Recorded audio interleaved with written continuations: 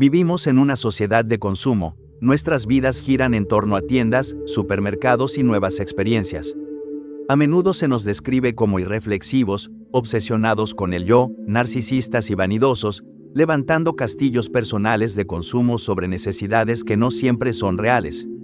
En cierto sentido, por supuesto, siempre hemos consumido, y aunque a veces consumimos la última moda frívola, también consumimos cosas significativas, nuevos alimentos, libros, viajes y arte. Así que el consumismo es un concepto amplio y vago, proviene del latín consumere, que solía significar gastar o agotar, y estaba limitado a velas, alimentos, bebidas, madera, cosas que literalmente se consumían y desaparecían.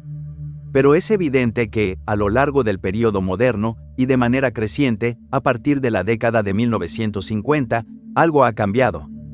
En su libro clásico de 1993 La Tierra del Deseo, el historiador William Leach afirma que las características cardinales de esta cultura eran la adquisición y el consumo como medios para alcanzar la felicidad, el culto a lo nuevo, la democratización del deseo y el valor monetario como la medida predominante de todo valor en la sociedad. El historiador Peter Stearns define el consumismo como una sociedad en la que muchas personas formulan sus metas en la vida, en parte, a través de la adquisición de bienes que claramente no necesitan para la subsistencia ni para la exhibición cotidiana. En lo que sigue, exploraré nuestro mundo del consumo, nuestro paisaje del deseo. Primero, necesitamos analizar cómo se desarrolló el consumismo, qué podríamos haber perdido en el proceso y por qué se produjo este cambio, para comprender con mayor precisión qué es nuestra sociedad de consumo. El consumismo moderno, tal como lo entendemos actualmente, comenzó a desarrollarse en las ciudades-estado de la Italia renacentista en el siglo XV. El comercio entre el Lejano Oriente, el Medio Oriente y Europa se intensificó gracias a la expansión de las rutas marítimas y terrestres, lo que incrementó la circulación de bienes y capital. Como consecuencia, los comerciantes acumularon mayores riquezas y el ingreso disponible comenzó a extenderse más allá de las élites tradicionales. Artesanos y comerciantes intercambiaban, poseían y acumulaban cantidades crecientes de utensilios domésticos como jarras, cuencos, platos y cubiertos, así como textiles como ropa o cortinas. Pero la nueva economía del consumo, la riqueza recién adquirida de los comerciantes que exploraban el mundo, se desarrolló junto a una economía moral ya existente en Italia que cuestionaba los beneficios del consumismo y buscaba moderar sus excesos. Aristóteles, cuyas obras se leyeron más ampliamente durante el Renacimiento, había argumentado que la exhibición de la riqueza debía hacerse de manera virtuosa. Un hombre rico, decía, para ser admirado, debía contribuir a obras públicas y banquetes comunitarios. El lujo ostentoso y sin dirección era inmoral, no tenía utilidad social. Para Platón, el lujo también conducía a la pereza, la corrupción y a un impulso interior hacia deseos individualistas cada vez mayores. La Iglesia cristiana, que por supuesto, tenía una fuerte presencia en la Italia renacentista, adoptó los valores de estas filosofías griegas antiguas. Y así, muchos en lugares como Florencia, Venecia y Milán eran escépticos de esta nueva cultura comercial. Un caso ilustrativo fue Venecia, donde se aprobaron leyes para regular el lujo, gravando el gasto en bodas y prohibiendo ciertos estilos de vestimenta. A medida que el comercio prosperaba en toda Europa, otros estados europeos siguieron el ejemplo. En Inglaterra, por su parte, el uso de seda púrpura y oro estaba restringido a la realeza. Mientras tanto, en gran parte de Asia, la tradición budista, al igual que la estoica, rechazaba la idea del apego a las posesiones. No fue sino hasta el siglo XVIII cuando estas actitudes comenzaron a cambiar. A medida que el comercio global aumentaba, la gente comenzó a coleccionar candelabros nuevos y únicos, linos y textiles exóticos. El gusto por nuevos alimentos y bebidas abaratados y abundantes gracias al comercio atlántico de esclavos aumentó, y los consumidores se volvieron adictos al café, al té, al chocolate y, especialmente, al azúcar. El algodón vegetal, nuevamente, abaratado por el trabajo esclavo, en lugar del de origen animal, era más barato, absorbía mejor los tintes y, de repente, la ropa se volvió más colorida y variada. En el siglo XX, la cultura del hazlo tú mismo, las herramientas, la música comercial, la radio, el cine, la televisión, la tecnología, Los dispositivos electrónicos y las computadoras aceleraron enormemente la revolución del consumo. Surgieron supermercados y centros comerciales, y los gobiernos invirtieron en autopistas para conectarlos. De este modo, aunque el consumismo se desarrolló a lo largo de siglos, la revolución del consumo de la posguerra, de la que todos somos producto y en la que vivimos ahora, fue una ruptura fundamental con el pasado. El consumo masivo se volvió nacional e internacional. La publicidad invadió cada sala de estar a través de la radio y la televisión y luego de Internet. Después de revisar un poco de historia, surge la pregunta: ¿qué ocurre con la cultura, la psicología, la sociología o la filosofía del consumismo? Está claro que no existe un único consumismo. En la práctica, consumimos de todo, desde alimentos hasta música, desde aceites esenciales hasta experiencias empaquetadas. Cabe aclarar que no todo es simplemente hedonista, consumimos libros y alimentos saludables que no necesariamente disfrutamos. Pero el consumismo es aún más complejo, no se trata solo de cosas, es una actividad cultural, una postura, una cierta actitud hacia el mundo. Debemos recordar que ir de compras y ser consumidor es una actividad cultural e histórica que tiene normas y que se realiza de diferentes maneras según la persona, el lugar y el periodo histórico. Grupos de consumidores, cooperativas, partidos políticos y grupos de presión se desarrollaron a lo largo del siglo XIX. Así que, aparte de lo obvio, podemos identificar algunas dinámicas culturales que nos ayudan a comprender el consumismo contemporáneo. Considero que existen dos que ofrecen una buena vía de entrada a la psicología y la sociología: la producción de nuevos deseos y la imitación social. Algunos objetos, algunos bienes de consumo, satisfacen una necesidad biológica natural simple. Comemos para saciarnos, compramos una cama para dormir, un hogar para protegernos de los elementos. Pero no somos solo una especie de necesidades, vamos más allá de ellas, creamos nuevos deseos, nuevas formas de estar en el mundo. El sociólogo Colin Campbell sostiene, por ejemplo, que el romanticismo, ese movimiento paneuropeo enormemente influyente que enfatizaba los sentimientos, las emociones, las experiencias novedosas, la aventura y la creatividad, fue una parte importante en el desarrollo de la mentalidad consumista. Escribió que el consumidor se retira de la realidad tan rápido como la encuentra, proyectando constantemente sus ensoñaciones hacia el futuro, vinculándolas a objetos de deseo, y posteriormente, desvinculándolas de esos objetos cuando son alcanzados y experimentados. A medida que la modernidad se desarrolló y nos liberamos de la circularidad de la vida tradicional, de las mismas rutinas todos los días, meses y años, comenzamos a querer coleccionar algo nuevo, experiencias. En la fábula de las abejas de 1714, Bernardo Mandeville argumentó en contra de la sabiduría heredada del cristianismo, de los antiguos griegos y de los romanos, según la cual el vicio privado y el deseo individualista eran perniciosos. En cambio, afirmaba que eran socialmente útiles, generaban más comercio, más intercambio y, al final, beneficiaban a todos. El filósofo de la Ilustración escocesa David Hume estuvo de acuerdo hasta cierto punto, escribiendo que el lujo indolente seguía siendo perjudicial, pero que el aumento y el consumo de todos los bienes que sirven al ornamento y al placer de la vida son ventajosos para la sociedad. Paul Mazur escribió: debemos transformar a Estados Unidos de una cultura de necesidades a una cultura de deseos. La gente debe ser entrenada para desear, para querer cosas nuevas incluso antes de que las antiguas hayan sido completamente consumidas. El analista del comercio minorista Victor Lebow escribió en 1955, nuestra economía, enormemente productiva, exige que hagamos del consumo nuestro modo de vida, que convirtamos la compra y el uso de bienes en rituales, que busquemos nuestra satisfacción espiritual y la satisfacción de nuestro ego en el consumo. Necesitamos que las cosas sean consumidas, quemadas, reemplazadas y descartadas a un ritmo cada vez más acelerado. El paisaje del deseo se convirtió así en el punto de convergencia entre producción y consumo, donde el marketing y la publicidad articulaban el vínculo entre la economía y el individuo.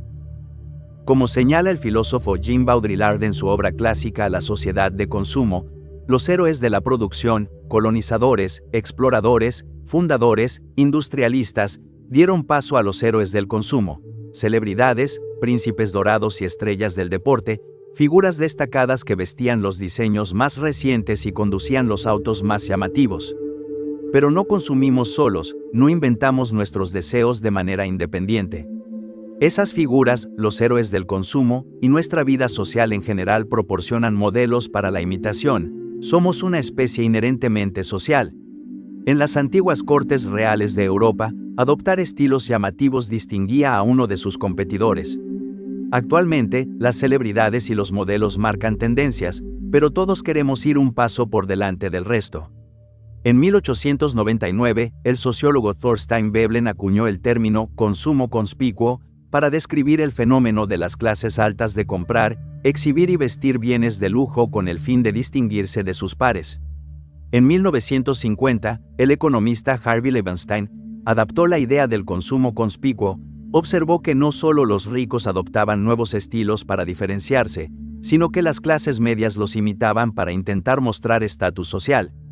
El efecto Veblen, como se lo conoce, implica que la adquisición de bienes de consumo no se trata solo de uso, utilidad, belleza o aburrimiento, sino de estatus.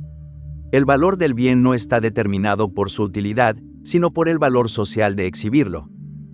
Podemos afirmar, entonces, que el consumismo consiste en crear nuevos deseos y en la imitación social, pero quizás te estés preguntando, ¿qué tiene esto de malo? ¿Dónde está el problema? Podemos categorizar los problemas que los críticos han identificado en dos partes. La primera es bastante simple. El consumo en sí no es malo, pero sí lo son sus efectos secundarios, sus consecuencias no intencionadas. Cosas como la adicción, la degradación ambiental, las prácticas laborales explotadoras. El otro problema es más filosófico, sociológico y psicológico. El consumismo nos afecta en lo más profundo de nuestra psique. Hemos desarrollado una mentalidad de consumo moderna que está desajustada. Un punto de referencia para este tipo de crítica es La sociedad opulenta del economista Kenneth Galbraith, publicada en 1958. Galbraith argumentó que, una vez que las necesidades básicas de la mayoría de los estadounidenses habían sido satisfechas, era necesario crear nuevas demandas.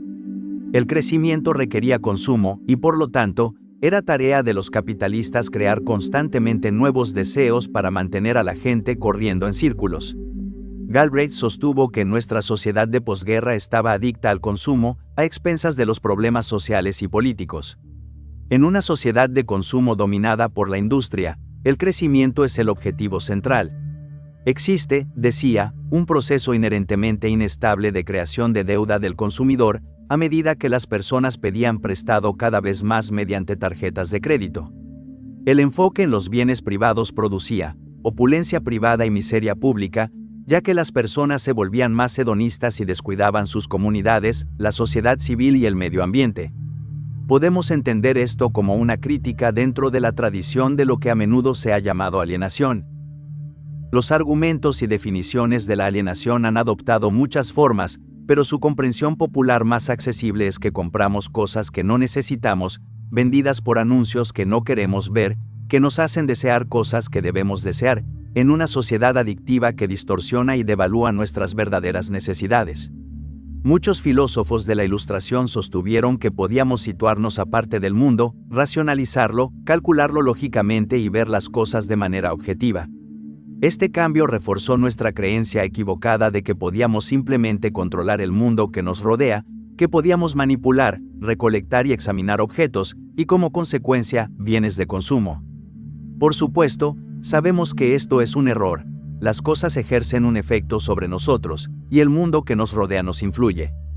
Por mucho que intentemos ser dueños de nuestras posesiones, en muchos sentidos son ellas las que terminan siendo dueñas de nosotros, determinando lo que pensamos, cómo nos percibimos a nosotros mismos y lo que hacemos. La sociedad de consumo posmoderna se asocia con el espectador de televisión rápida, que salta de canal en canal, pasando imágenes con un control remoto fácilmente accesible, escuchando sonidos fragmentados e imágenes intermitentes sin sentir realmente nada. Esta es una crítica común a la cultura posmoderna que, según algunos, sustenta nuestra cultura del consumo. Si observas el arte, la literatura y el cine, saltan estilísticamente de un lado a otro. Las tendencias de la moda rápida van y vienen, los estilos en la moda y el cine se ensamblan en forma de pastiche. El mundo se mueve tan rápido que nada puede ser comprendido, analizado y criticado de forma adecuada. En palabras del filósofo Fredric Jameson, hay una falta de profundidad en nuestro mundo.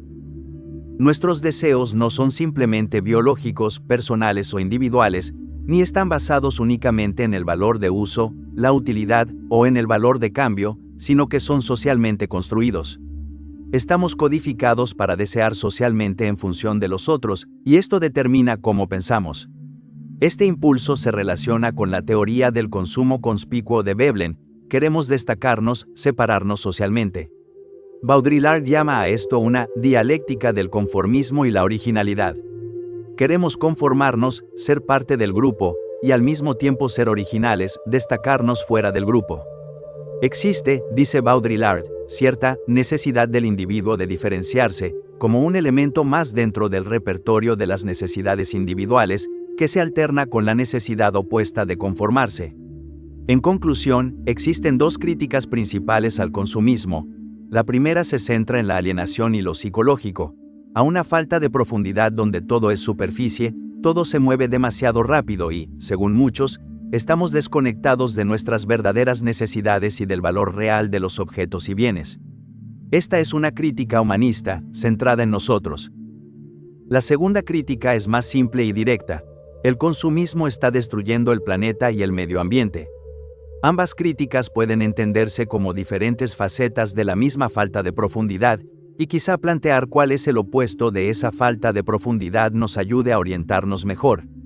Quiero apoyarme brevemente en dos filósofos, Sartre y Spinoza, para sostener que para desafiar los aspectos negativos del consumismo, deberíamos intentar transformar la falta de profundidad, que es central en sus críticas, en su opuesto, la profundidad. La antropóloga Mary Douglas escribió que el principal problema de la vida social es fijar los significados de modo que permanezcan quietos durante un breve tiempo. Ya se trate de imágenes que se mueven a gran velocidad o de ropa fabricada, esta idea sigue siendo válida. Ocurren tantas cosas que es imposible comprenderlo todo, fijarlo, y por eso en muchos ámbitos vivimos de manera fragmentaria, sin comprender, sin pensar, sin poder entender plenamente qué interviene en la construcción de nuestra vida cotidiana. Entonces, ¿cómo fijamos nuestra cultura de consumismo acelerada para analizarla en profundidad? Spinoza sugirió que observáramos el mundo desde lo que él describía como la perspectiva de la eternidad. Deberíamos examinar las causas de las cosas, de dónde provienen, cómo funcionan. Analizar las causas de las cosas implica entender de dónde se originan, cómo se desarrollan y cuáles son sus efectos en cadena. Cada objeto, acción o deseo forma parte de un entramado más amplio. Nuestras decisiones de consumo, nuestros hábitos y nuestras elecciones cotidianas se conectan con la economía, la sociedad y el medio ambiente. Comprender estas conexiones nos permite situarnos como agentes conscientes dentro de un flujo más grande, en lugar de simples receptores pasivos de estímulos y objetos. El existencialista francés Jean-Paul Sartre planteó un punto similar. Sostenía que nuestros proyectos, ideas, opiniones y valores, nuestra perspectiva sobre el mundo, deberían rimar entre sí. Deberíamos observar cómo las cosas se informan y se afectan mutuamente. Argumentaba que nuestras experiencias deberían unirse en una estructura de sentido que luego imponemos al mundo. Aquí está el núcleo del problema. Nuestra sociedad de consumo es caótica y compleja, al mismo tiempo nos sostiene creativamente y destruye el planeta. Tal vez, entonces, sea un concepto poco útil. Creo que estamos mejor pensando el consumo en su sentido original, consumir, gastar. No como un sustantivo que describe a nuestra sociedad, sino como un verbo, como algo que todos hacemos. Y como en todo lo que hacemos, existe una cadena de actividades sociales e históricas, ambientales y económicas que sostienen el consumo y que, a su vez, nosotros sostenemos al consumir. Por eso, es importante abordar este tema con una actitud multifacética. La profundidad implica más miradas sobre todos los problemas. La profundidad implica explorar con vigilancia nuestros propios deseos y creencias. Tomar un asunto, algo que consumimos, y comprender sus ramificaciones. Eso es algo que quiero intentar aplicar la próxima vez. Tal como nos enseña Erich Fromm, el hombre moderno vive bajo la ilusión de que sabe lo que quiere, mientras en realidad quiere lo que se supone que debe querer.